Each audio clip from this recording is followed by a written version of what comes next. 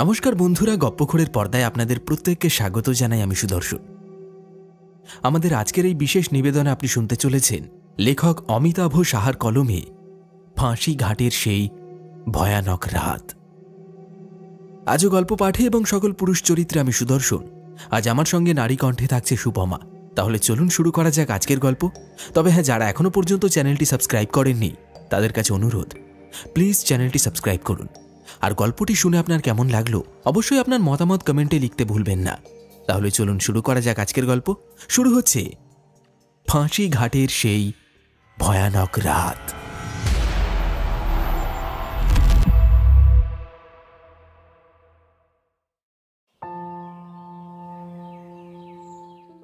অনেক বছর আগের কথা। তখন কলেজে পড়ি, কলেজের হোস্টেলে থাকি। আমি উত্তরবঙ্গের ছেলে, কলেজ নদিয়ায়। বাড়ি অনেক দূরে হওয়ায় সচরাচর বাড়ি আসা হয় না। ওই 4-5 মাস অন্তর অন্তর বাড়িতে আসি। আমি ভীষণভাবে হোমসিক। আসলে 12th আগে বাড়ির বাইরে গিয়ে কোথাও থাকার অভ্যাস ছিল না, তাই বাড়ি ফেরার জন্য সত্যি মনটা ব্যাকুল হয়ে থাকত। বাড়ি এলে কটা দিন খাওয়া দাওয়াও বেশ ভালো হয়। হোস্টেলের একঘেয়ে রান্নার পদ খেতে খেতে মুখে অরুচি এসে যায়। বাবা মাও অপেক্ষা করে থাকেন ছেলে কবে বাড়ি ফিরবে। 4th সেমিস্টারের পরীক্ষা শেষ হবার পর দিন 10 ছুটি ম্যানেজ করা গেল। আমি মহা আনন্দে বাড়ি রওনা হলাম। বাড়ি ফিরে প্রথম 2-1 দিন শুয়ে বসে আরাম করেই কাটল। তৃতীয় দিন সকালে ঝন্টুর ফোন এলো। ঝন্টু আমার ছোটবেলার বন্ধু, খুবই ক্লোজ। ছোট থেকেই আমরা একসাথে খেলাধুলা করে বড় হয়েছি। ঝন্টু বলল, চল আজ বিকেলে একটু বেরোই, দুই বন্ধুতে অনেকদিন কোথাও ঘোরা হয়নি। হ্যাঁ নিশ্চয়ই, আমারও তাই ইচ্ছে ছিল। তুই বিকেল বিকেল চলে আসিস। ঝন্টু আসতে দেরি করে ফেলল। সাইকেল নিয়ে যখন আমার বাড়ির সামনে এসে দাঁড়ালো তখন বিকেল গড়িয়ে সন্ধে। জিজ্ঞেস করলাম, আরে এত দেরি করলি কেন রে? আর বলিস না, এই বেরোনোর সময় দেখি সাইকেলের পেছনের চাকাটায় হাওয়া নেই। সারাই করতে নিয়ে গেলাম, দেখলাম পাংচার হয়ে গেছে, দিয়ে সারিয়ে আসতে দেরি হয়ে গেল রে। আচ্ছা ঠিক আছে, সমস্যা নেই, আমার হাতে এখন অঢেল সময় আছে। চল দেখি এবার বেরোনো যাক। আমিও সাইকেলের পিছনে বসে পড়লাম। আমার বাড়ি কোচবিহার শহরে, আমাদের প্রাণের শহর কোচবিহার। অনেকদিন পর বাড়ি এসে শহরটাকে ঘুরে দেখতে ভালোই লাগছে। কিছুক্ষণ শহর পরিক্রমা করে ঝন্টুকে বললাম, চল নদীর ধারে যাই। ঠিক আছে, অনেকদিন নদীর ধারে যাইনি, চল চল চল। ও সাইকেলের গতিটা বাড়িয়ে দিল। আমাদের বাড়ি থেকে তোরসা নদী খুব একটা দূরে নয়, মিনিট 10 গেলেই বাঁধ। বাঁধের উপর দিয়ে সুন্দর পাকা রাস্তা। বাঁধ পেরোলেই তোরসার চর, সামনেই তোরসা নদী। সাইকেল নিয়ে বাঁধের রাস্তায় উঠে আমরা চলে গেলাম ফাঁসির ঘাটের দিকে। ওদিকে গিয়ে বাঁধ থেকে স্লোপ বরাবর সোজা নেমে গেলাম নদীর চরে।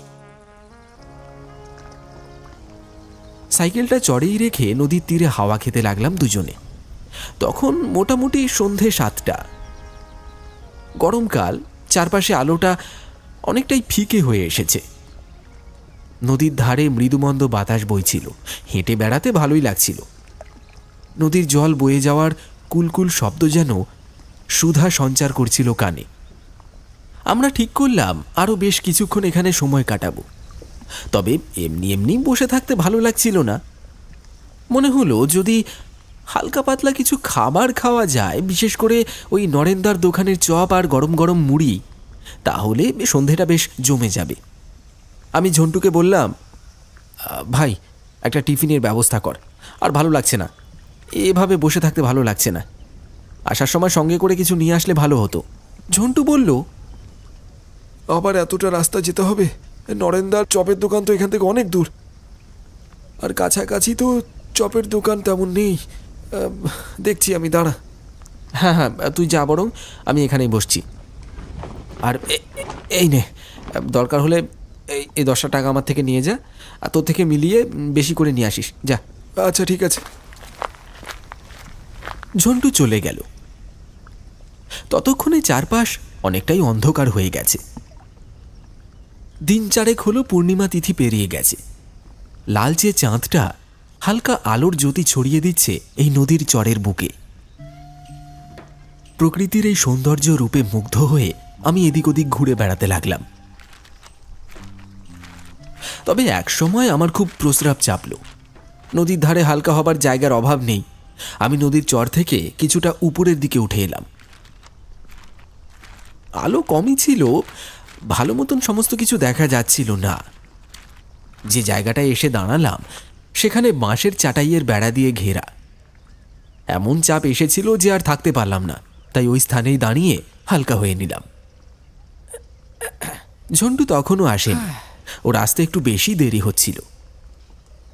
আমি আবার ভাবলাম সাইকেলটা আবার খারাপ হলো কিনা কে জানে। আমি নদীর পাড় বরাবর হাঁটতে শুরু করলাম।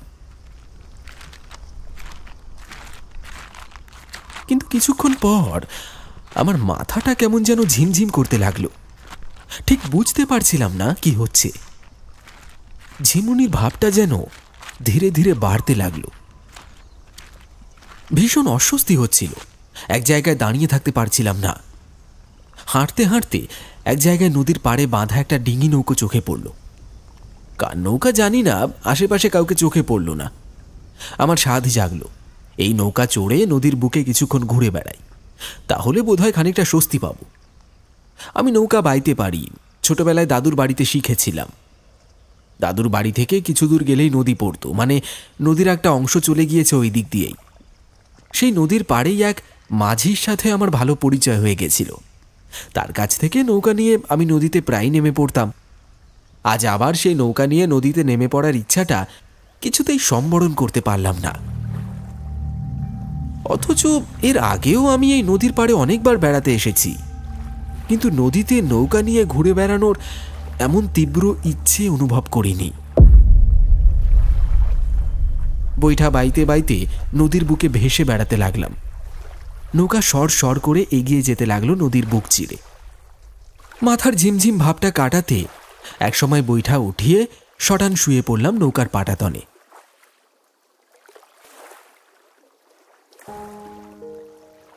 আকাশে মেঘের দোলনায় চাঁদ ভেসে বেড়াচ্ছে।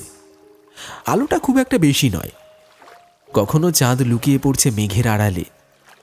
আবছা অন্ধকার নেমে আসছে চারপাশে। একা নদীর মাঝে ওভাবে শুয়ে থাকাটা ভয়ের কিছুই মনে হয়নি।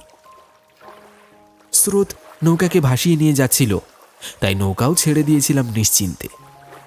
কোথাও কোনো শব্দ নেই, শুধু নদীর তীরে ঢেউ আছড়ে পড়ার ছলাৎ ছলাৎ শব্দ।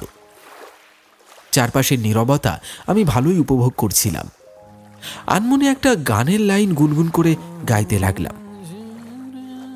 নিজের গলার সুর নিজের কাছেই বড্ড বেসুরে ঠেকল, তাই গান বাদ দিয়ে হাত পা টান টান করে শুয়ে আকাশে আলো ছায়ার খেলা উপভোগ করতে লাগলাম।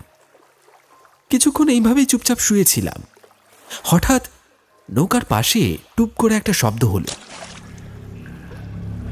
আমি চমকে উঠলাম।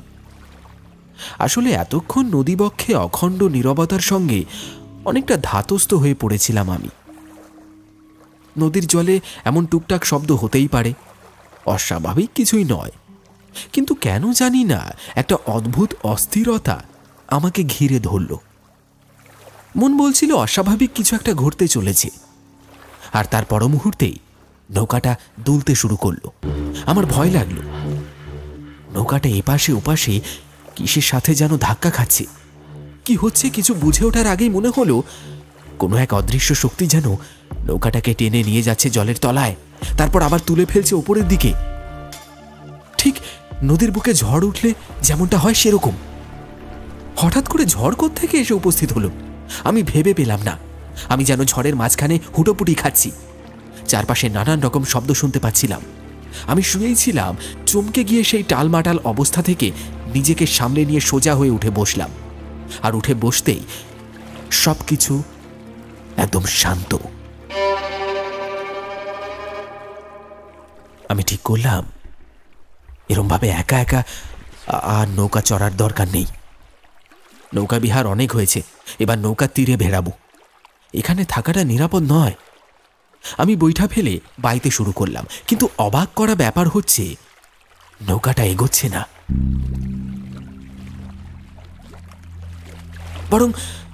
বরং আটকে আছে এক জায়গায়, ঘুরপাক খাচ্ছে। আমি জোরে জোরে বৈঠা বাইতে লাগলাম, কিন্তু কোনো লাভ হলো না। মনে হলো জলের নিচে কোনো কিছুর সঙ্গে যেন আটকে আছে নৌকাটা। জলে হাত ডুবিয়ে বোঝার চেষ্টা করলাম কিসে আটকেছে, কিন্তু বেশ কিছুক্ষণ হাতড়েও আমি কিছু পেলাম না। আশ্চর্য তো, নৌকাটা এরকম থেমে গেল কেন? তবে এক পর্যায়ে আমার হাতে যেন কি ঠেকলো। মনে হলো মাছ ধরার জালের একটা অংশ। টান দিয়ে বুঝলাম নৌকার তলায় কোনোভাবে আটকে গেছে সেটা। আমি জোরে টানলাম, কিন্তু ছোটাতে পারলাম না। অন্যদিকে টেনে তুলতে চাইলাম, মনে হলো জলের নিচে যেন খুব ভারী কিছু জালটাতে আটকে আছে। আর আমি জালটাকে যেদিকে টানছি, ওই ভারী জিনিসটি আমার উল্টো দিকে আমায় টেনে নিতে চাইছে। জালের মধ্যে জীবন্ত কিছু একটা আছে, হ্যাঁ, যার সমানে খলখল করে নড়ছে। সেই টান অগ্রাহ্য করে জালটাকে টেনে তোলা আমার একার পক্ষে কিছুতেই সম্ভব হচ্ছে না। আমি অনেক চেষ্টা করলাম, কিন্তু শেষে ব্যর্থ হয়ে ক্ষান্ত দিলাম। হবে না। চুপচাপ বসে থাকলাম আমি। একটু পর আবার শুয়ে পড়লাম। তাকিয়ে থাকলাম আকাশের দিকে এক দৃষ্টিতে। আকাশ হঠাৎ যেন মেঘে ঢেকে যেতে লাগলো। কালো হয়ে গেল চারপাশের সমস্ত কিছু।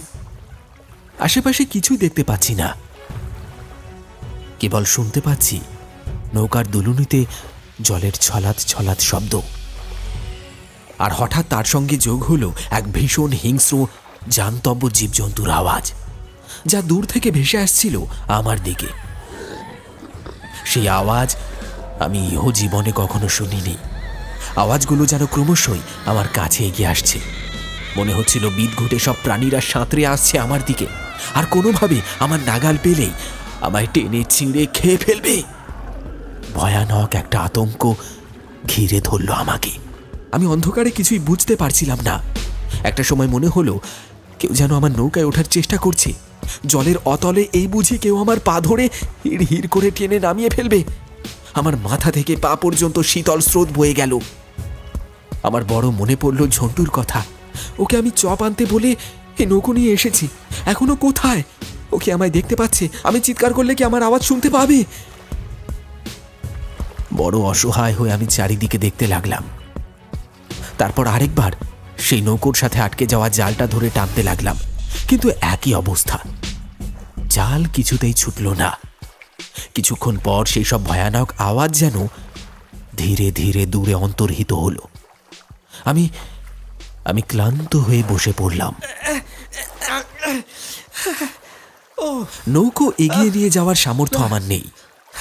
একবার ভাবলাম সাঁতার কেটে পালিয়ে যাব কি, কিন্তু তখনই আরেকটা চিন্তা আমার অন্তরাত্মাকে কাঁপিয়ে দিল।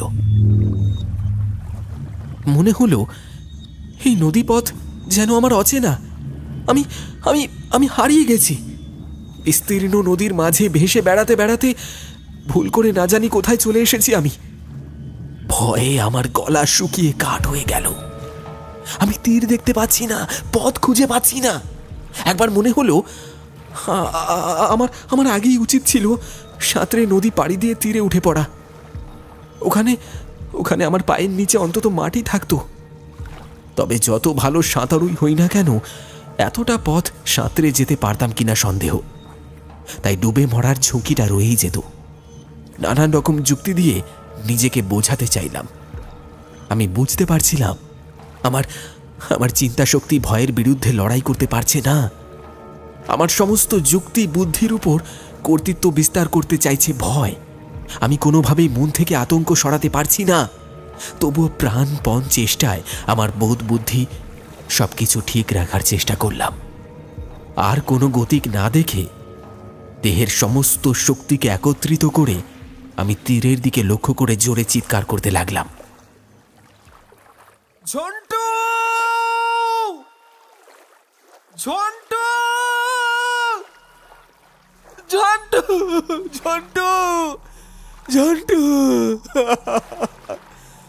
চিৎকার করতে করতে আমার গলা ভেঙে গেল। আমি কান পাতলাম, কেউ সাড়া দেয় কিনা। অনেক দূর থেকে কেবল কুকুরের ডাক ভেসে এলো। ভগবান!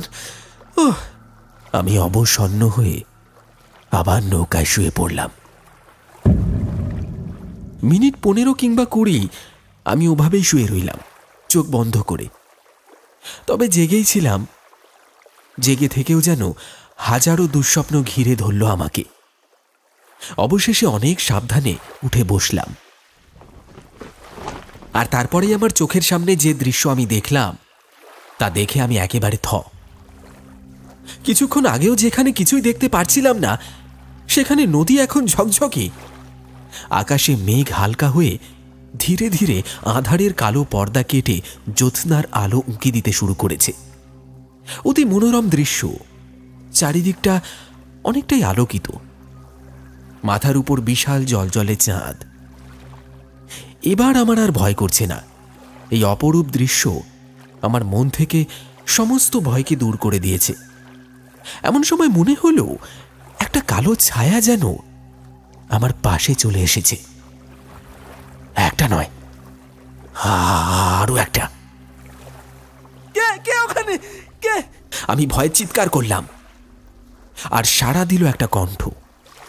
এবার বোকার মতো নিজের চিৎকারে যথেষ্ট লজ্জা পেলাম আমি, কারণ কণ্ঠটা ছিল আমার বন্ধু ঝন্টু, আর ওর সাথে একজন জেলে। আরে তুই এখানে কি করছিস? চিৎকার করছিস কেন? সম্ভবত এই নৌকাটা যার, সেই জেলেই এটা।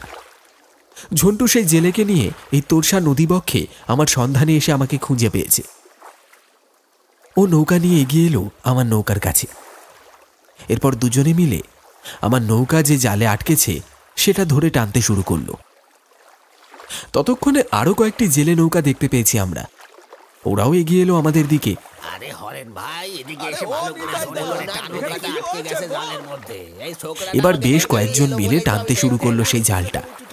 সবাই মিলে জাল টেনে তোলার চেষ্টা করছিল, কারণ ইতিমধ্যে সবার মধ্যেই একটা কৌতূহল জন্মেছে। কিসে আটকে গেছে এই নৌকাটা? সেটা কি জাল, নাকি অন্য কিছু, নাকি জালের মধ্যেই ভারী কিছু জড়িয়ে গেছে? অনেক টানাটানির পর এবার উঠে আসতে শুরু করলো সেই জালটা। অবশেষে ওই জলের থেকে জালটা মুক্ত হলো। আর জালটা টেনে উপরে তুলতেই আমরা যা দেখলাম তা দেখে আমাদের সকলের চক্ষু ছানা বড়া। সেই জালে ভর্তি ছিল মাছে, কিন্তু আশ্চর্যজনকভাবে মাছগুলো সব নিশ্চল এবং মৃত। অথচ যখন আমি টেনে তুলতে চেষ্টা করছিলাম একা, তখন জলের মধ্যে খলখল করে এত প্রবল শক্তিতে জালটা টেনে ধরেছিল যে আমি একজন প্রাপ্তবয়স্ক মানুষ হয়েও সেই জাল টেনে তুলতে পারিনি।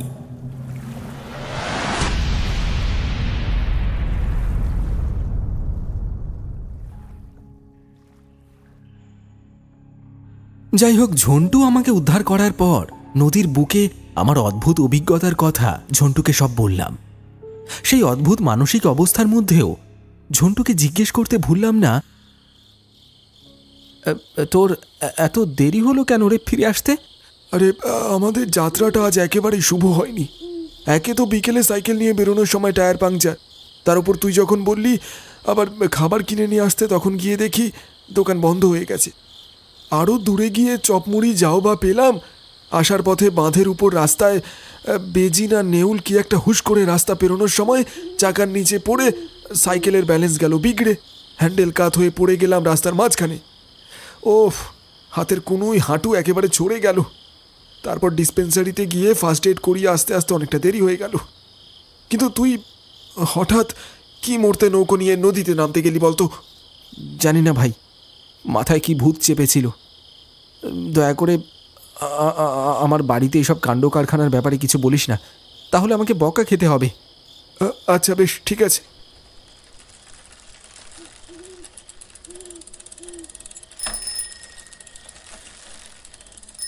আমরা বাড়িতে যখন ফিরে এলাম তখন রাত 11টা। বাড়ি ঢোকার পর স্বভাবতই বাবা মা দুশ্চিন্তা ব্যক্ত করে বললেন, কে রে, কোথায় ছিলি এতক্ষণ? বন্ধুদের সাথে আড্ডা দিতে গিয়ে সময়ের খেয়াল ছিল না বাবা।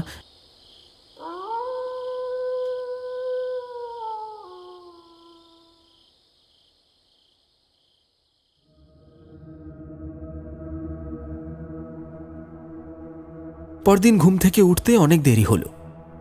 আবার সেই ঝিমঝিমানি ভাবটা অনুভব করলাম আমি, যেটা নদীর পাড়ে গত রাতে অনুভব করেছিলাম।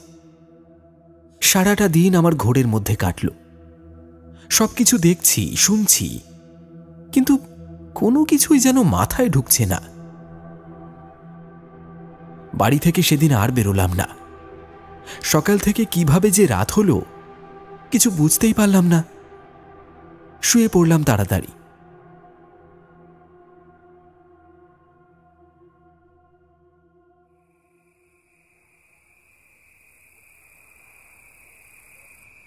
মাঝরাত্রিরে ঘুমটা ভেঙে গেল। আমি জানলার কাছে গিয়ে দাঁড়ালাম।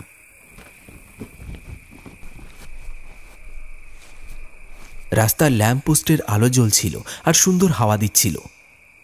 হঠাৎ করে কেন জানি না মাছ ধরতে যাওয়ার ইচ্ছে হলো তীব্র। মাছ ধরার শখ আমার কোনো কালেই ছিল না, কিন্তু সেই মাঝরাতে ওই তীব্র ইচ্ছেকে আমি কিছুতেই দমন করতে পারলাম না। মাছ ধরার জন্য জাল বা ছিপ দরকার। আমার জাল বা ছিপ কিছুই ছিল না, থাকার কথাও নয়। আমার মাথায় বুদ্ধি খেলে গেল। মশারিটাকেই খুলে নিয়ে সেই মাঝরাতে মাছ ধরতে বেরিয়ে পড়লাম।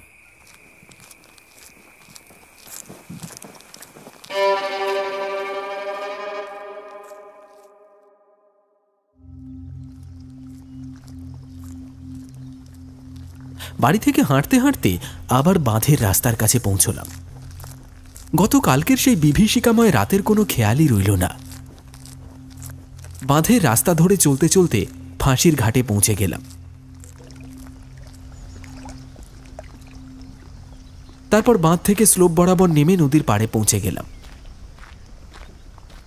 এক অজানা শক্তি আমাকে নদীর দিকে টানছিল এবং আমি একটা অদ্ভুত ঘোরের মধ্যে চলছিলাম। জলের কলকল ধ্বনি ক্রমশ স্পষ্ট হচ্ছিল। ওখানে আলো ছিল না। মেঘলা আকাশের জ্যোৎস্নার আবছা আলোয় যতটুকু দেখা যাচ্ছিল ততটুকুই। পিচ্ছিল মাটিতে আস্তে আস্তে পা ফেলে এগোচ্ছিলাম। আমি নদীতে নেমে হাঁটু জলে গিয়ে দাঁড়ালাম।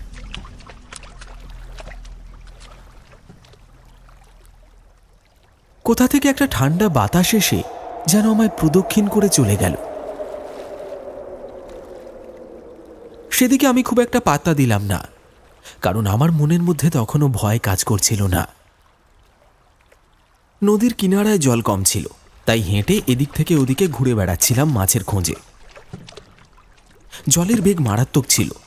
মনে হচ্ছিল জলের তোড়ে উল্টে পড়ে যাব, তবু দাঁড়িয়ে রইলাম। হাতের মশারিটা তাক করে জাল ফেলে দিলাম।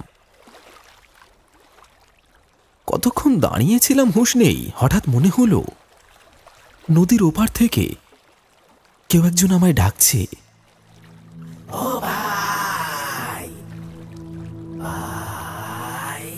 আবছা আলোয় লোকটাকে ভালো দেখতে পাচ্ছিলাম না, শুধু হাত নাড়ানিটা বুঝতে পারছিলাম। আমি বললাম, কি? কিনারে বেশি মাছ নেই, মাছ নদীতে আসো, অনেক মাছ পাবে। আমি আচ্ছন্নের মতো ধীরে ধীরে এগিয়ে যেতে লাগলাম। কোমর জল পর্যন্ত নেমে গেলাম। তারপর আবার লোকটার হাত দেখতে পেলাম, সে আমায় সামনের দিকে ডাকছে। তারপর ধীরে ধীরে গলা অবধি জলে নেমে গেলাম। একটা অদৃশ্য শক্তি আমাকে টেনে নিয়ে চলেছিল। যখন হুঁশ এলো তখন নাকের মধ্যে জল ঢুকতে শুরু করেছে। আমি শ্বাস নিতে পারছিলাম না। আমার হাত পা অবশ, আর কিছুক্ষণ দাঁড়িয়ে থাকলে দম বন্ধ হয়ে মারা যাব। কিন্তু কে যেন আমাকে শক্ত করে চেপে ধরে রেখেছে। এক বিন্দু নড়াচড়া করার শক্তি আমার নেই। গলাটাও যেন চেপে ধরেছে। মুখ দিয়ে কোনো শব্দ বের করতে পারছি না। শ্বাসরুদ্ধ হবার উপক্রম হলো আমার। সর্বশক্তি প্রয়োগ করে শক্তিটাকে কাটিয়ে ওঠার চেষ্টা করছিলাম, কিন্তু পেরে উঠছিলাম না। মৃত্যু অনিবার্য মনে হচ্ছিল। হঠাৎ মনে হলো কেউ যেন আমাকে ছেড়ে দিল। আমি হাঁসফাঁস করে জোরে জোরে শ্বাস নিতে নিতে হুড়মুড় করে নদী ছেড়ে ডাঙায় উঠে এলাম। তারপর তখনকার মতো আর মাছ না ধরে আমি বাড়ির দিকে রওনা দিলাম।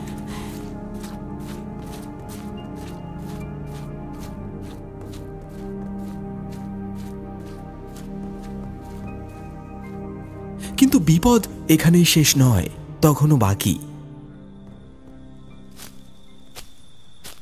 নদীর আশপাশটা অসম্ভব নির্জন। আমি ছাড়া দূর দূরান্ত পর্যন্ত আর কেউ নেই। কিছু দূর আসার পর কেমন যেন একটা গন্ধ টের পেলাম, আর একটা অদ্ভুত আওয়াজ আমার কানে ভেসে আসতে লাগলো।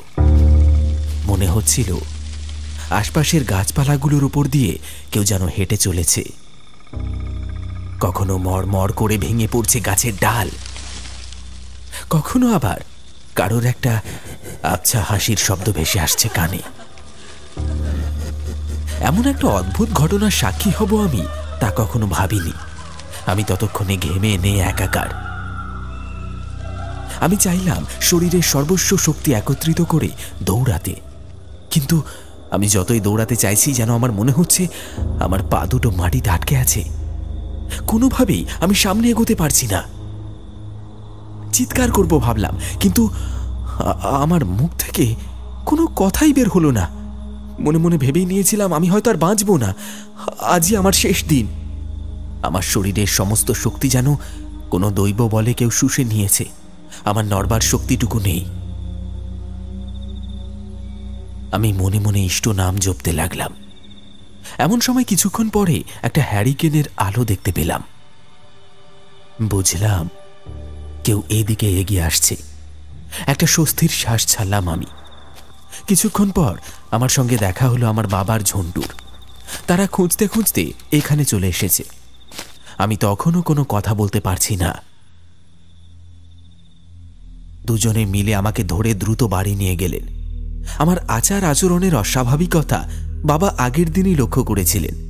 যখন ঝন্টু আমাকে বাড়িতে নামিয়ে দিয়ে গিয়েছিল, বাবা ঝন্টুর সাথে কথা বলে আমার সাথে ঘটে যাওয়া গতকালকের সমস্ত কীর্তিকলাপ জানতে পেরেছিলেন, এবং কিছুটা সেই বিপদের সম্ভাবনাকে আঁচ করে তারা ফাঁসি ঘাটের উদ্দেশ্যে আমার সন্ধানে এসেছিলেন।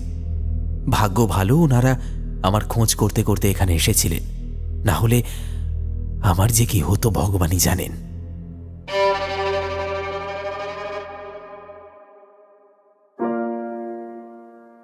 সেই রাতে বাড়ি ফিরতেই আমার প্রচণ্ড জ্বর এলো। টানা 2 দিন প্রচণ্ড জ্বরে আমি কাহিল হয়ে পড়লাম। কোনো ওষুধেই কাজ হচ্ছিল না। ডাক্তার দেখিয়ে ওষুধ বদলালেও কোনো লাভ হলো না। 4-5 দিন হয়ে গেল, আমার কোনো পরিবর্তন নেই। আমার স্বাস্থ্যের দ্রুত অবনতি ঘটতে লাগল। আমার বাড়ির লোক বুঝলেন এই রোগ ডাক্তারের কাছে সারবার নয়। মা ঝাড়ফুঁক করার জন্য এক ওঝার কাছে নিয়ে গেলেন। আমার রাত বিরেতে নৌকো নিয়ে ঘুরে বেড়ানো, নদীতে মাছ ধরার ঘটনা সমস্তটা বললেন। ওঝা আমাকে দেখে বললেন আমার উপর নাকি বাজে কিছু নজর পড়েছে। তিনি কিছুই করতে পারবেন না, এটা তার সামর্থ্যের বাইরে। কিন্তু তিনি অন্য একজনের সন্ধান দিলেন। কোচবিহার জেলার দিনহাটার এক প্রত্যন্ত গ্রামে এক মহিলা ওঝা ছিলেন। ওনার নাম কুন্তলা দেবী। খুব নাম ডাক ছিল। প্রত্যেক মঙ্গল ও শনিবার ওনার উপর দেবতা ভর করতেন, এমনটাই শোনা যায়। অনেক দূর দূরান্ত থেকে মানুষরা ওনার কাছে আসতেন। উনি মানুষের ভূত ভবিষ্যৎ যেমন বলে দিতে পারতেন, তেমনি আপদ বিপদ থেকে মুক্তি পাওয়ার সরল সমাধানও বলে দিতেন। মানুষের মুখেই শুনেছিলাম অনেক বছর আগে উনি স্বপ্নাদেশ পেয়েছিলেন। তারপর থেকেই প্রতি মঙ্গল ও শনিবার ওনার ভর হতো। আমার বাড়ির লোক আমাকে নিয়ে নির্দিষ্ট দিনে খুব ভোরে ওনার আস্তানায় গিয়ে হাজির হলো। কদিনের জ্বরে একেবারে কাহিল হয়ে পড়েছিলাম। শরীরও শীর্ণ হয়ে পড়েছিল। আমরা যাবার পর ওখানে আরও 8 থেকে 10 জন লোক উপস্থিত হলেন। কুন্তলা দেবী স্নান সেরে এসে মা কালীর মন্দিরে ঢুকে মায়ের সামনে ধ্যানে বসলেন। আমরা মন্দিরের বাইরে হাত জোর করে বসেছিলাম। লক্ষ্য করলাম ধীরে ধীরে ওনার হাবভাব যেন কেমন বদলে যাচ্ছে। কাঁপতে লাগলো ঠোঁট দুটো, চোখ দুটো হয়ে গেল ঢুলু ঢুলু। কেমন যেন একটা গোঁ গোঁ আওয়াজ করতে লাগলেন। মেয়েরা শঙ্খধ্বনি দিতে লাগলো। সবাই বলল ওনার উপর দেবতা ভর করেছেন, আর সবাই হাত জোর করে তার উদ্দেশ্যে প্রণাম করলেন। আমিও তাই করলাম। কিন্তু হঠাৎ করে উনি কেন জানি না আমার দিকে তাকিয়ে অত্যন্ত ক্রুদ্ধ হয়ে উঠলেন। আমার দিকে তর্জনী নির্দেশ করে বললেন, দূর হয়ে যা, ভাগ ভাগ এখান থেকে, ভাগ। আমি বিস্মিত হয়ে কাঠের মতো দাঁড়িয়ে রইলাম। উনি বললেন, এত বড় স্পর্ধা তোর, তুই দেবতার অমর্যাদা করিস? মরবি মরবি মরবি তুই, মরবি তুই অকালে। আমার হাত পা ঠান্ডা হয়ে গেল। আমি কাঁপা কাঁপা স্বরে বললাম, কেন? কি করেছি আমি? ভালো করে ভেবে দেখ মূর্খ, কি করেছিস? আমি জ্ঞান শূন্যের মতো বলে উঠলাম, কবে কি করেছি? নদীর চরে গিয়ে কি করেছিলিস মনে করে দেখ। আমি আকাশ থেকে পড়লাম। মনে করতে লাগলাম নদীর চরে কি করেছিলাম, কিন্তু কিছুতেই কিছু মনে পড়ল না। আমি করজোড়ে অনুরোধ করে বললাম, একটু স্পষ্ট করে বলুন, আমি ঠিক বুঝতে পারছি না। উনি নিরুত্তর হয়ে রইলেন। অনেকবার অনুরোধ করার পর বললেন, মাসান দেবতার কোপে পড়েছিস তুই, প্রায়শ্চিত্ত কর, গিয়ে যা। আর কোনো কথা বললেন না। আমার পরে একজন বিবাহিত দম্পতি এগিয়ে গেল। তারা ষষ্ঠাঙ্গে প্রণাম করে বসল। আমরা বাইরে বেরিয়ে এলাম। কিছুই বুঝতে পারছিলাম না, কি এমন অপরাধ করলাম যে মশান বাবা আমার উপর অসন্তুষ্ট হলেন। কুন্তলা দেবীর কথাও অবিশ্বাস করতে পারছিলাম না। মনে হলো একবার তোরসার চরে গিয়ে দেখি।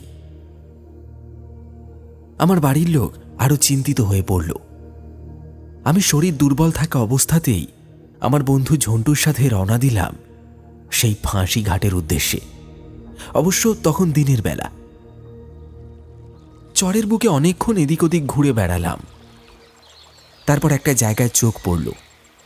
চাটাইয়ের বেড়া দেওয়া একটা মশান পাট, 3 দিক ঘেরা দেওয়া, সামনের দিকটা খোলা। নীল রঙের গাত্রবর্ণের মাটির মশান বাবা পদ্মাসনে উপবিষ্ট, তার হাতে গদা, চোখে মুখে ভীষণ আকৃতি। চট করে দেখলে বেশ ভয় লাগে। হঠাৎ করে আমার মনে পড়ল, সেদিন রাতে যখন ঝন্টুকে আমি চপ আর মুড়ি আনতে পাঠিয়েছিলাম, তারপর নদীর পাড়ে একা ঘুরে বেড়াচ্ছিলাম, তখন আমার খুব জোর প্রস্রাব পেয়েছিল এবং আমি এই স্থানেই হালকা হতে এসেছিলাম। সেদিন রাতের অন্ধকারে খেয়াল করিনি, কিন্তু এখন কথাটা মনে পড়তেই আমার মাথায় যেন বাজ পড়ল। কুন্তলা দেবী তাহলে ঠিকই বলেছিলেন, মাসান বাবা আমার উপর রুষ্ট হয়েছেন। এ ব্যাপারে আমার কোনো সন্দেহ রইল না।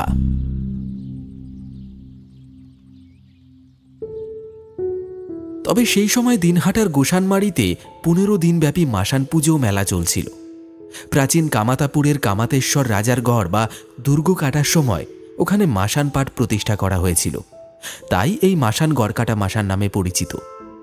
প্রত্যেক বছর বৈশাখ মাসে গড়কাটা মাসানের মন্দিরের সম্মুখস্থ প্রাঙ্গণে 15 দিন ব্যাপী অনুষ্ঠিত হয় পূজা ও মেলা। অগত্যা আমি আর আমার পরিবার আরোগ্য পাবার আশায় ওখানে পূজা দেবার জন্য হাজির হলাম। কোচবিহার জেলার প্রাচীন ও প্রভাবশালী মাসান হল এই গড়কাটা মাসান। দিনহাটা মহকুমার গোসানমারির অঞ্চলে আলোকঝাড়ি গ্রামে পাকা রাস্তার ধারে এই মাসান পাট অবস্থিত। জেলার প্রাচীন জাগ্রত ও সর্বজন পূজিত এই গড়কাটা মাসান উত্তরবঙ্গের উল্লেখযোগ্য লোকদেবতা। প্রতি বছর 15ই বৈশাখ থেকে 31শে বৈশাখ পর্যন্ত মাসানের মূল মন্দিরের সম্মুখের প্রাঙ্গণে এই 15 দিন ব্যাপী পূজা ও মেলা অনুষ্ঠিত হয়। এ সময় মূল মন্দিরের সম্মুখে শত শত ভক্ত বাঁশের কঞ্চিতে লাল নিশান বেঁধে মানত করতে আসেন। মন্দির চত্বরে উন্মুক্তভাবে স্থানীয় অধিকারিণী ব্রাহ্মণ আটিয়া, কলা, মাটির ঘটে পাতা, কাঁচা দুধের দই চিরা দিয়ে 5 বা 10 খোল নৈবেদ্য দিয়ে পূজা দেন। মন্দিরের বাইরের চাতালে মানত পূজায় অধিকারী ব্রাহ্মণ পৌরোহিত্য করলেও গড়কাটা মাসানের মূল পূজায় পৌরোহিত্য করেন শাস্ত্রীয় ব্রাহ্মণ।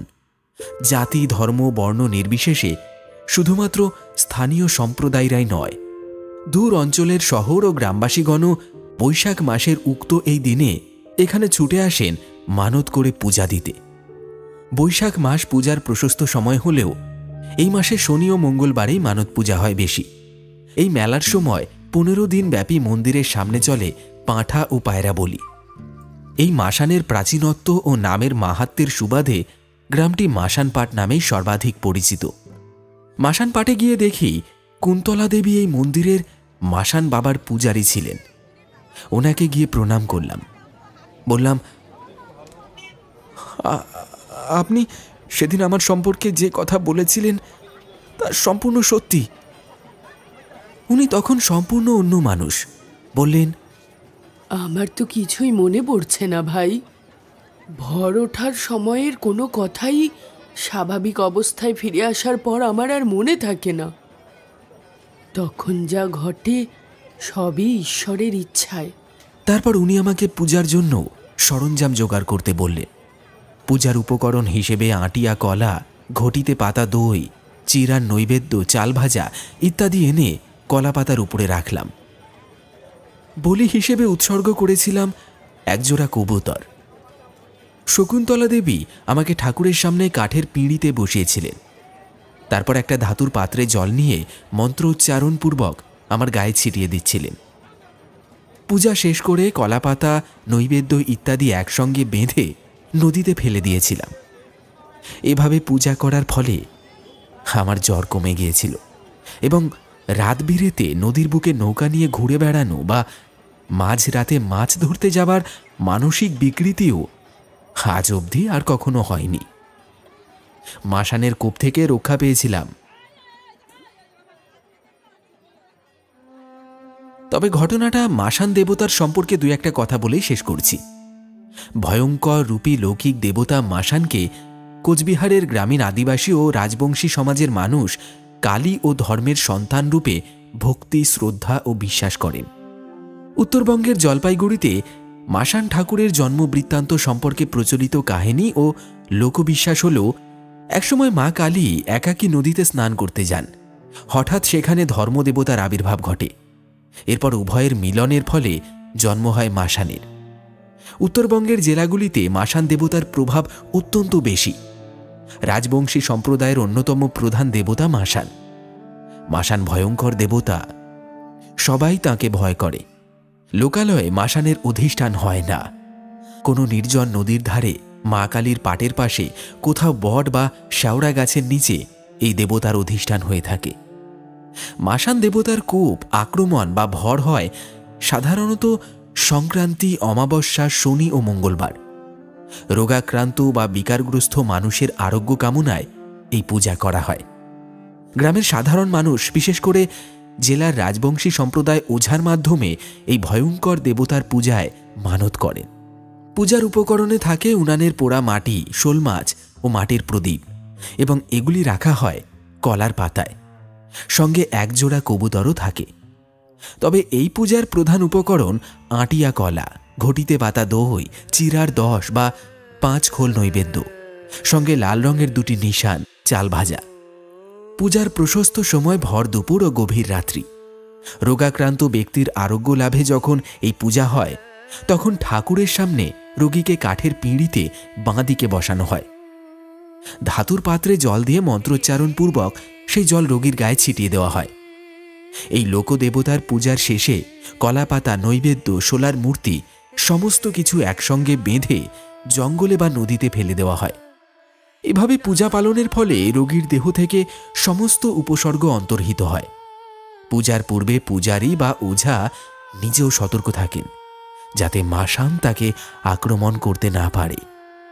মাসান কখনোই গৃহদেবতা হিসাবে সম্মান পাননি।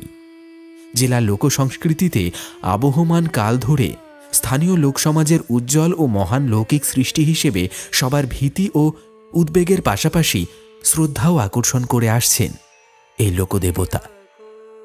প্রাচীনকাল থেকেই বিভিন্ন রোগ থেকে আরোগ্য কামনায়, প্রাকৃতিক বিপর্যয় ও পথ দুর্ঘটনার হাত থেকে বাঁচার জন্য মাসান দেবতার আরাধনা করা হয়ে থাকে। আমি অজ্ঞানতাবশত ভুল করে মাসান দেবতার কোপে পড়ে বিকারগ্রস্ত হয়েছিলাম এবং পরে তাঁর কৃপায় মুক্তিও পেয়েছিলাম। গ্রামীণ সমাজের মানুষ আজও বিপদ থেকে মুক্তি পাওয়ার জন্য মাসান বাবার দ্বারস্থ হন এবং ধুমধাম করে তাঁর পূজা সম্পন্ন হয়। তাই সবার শেষে বলবো, জয় মাসান বাবার জয়।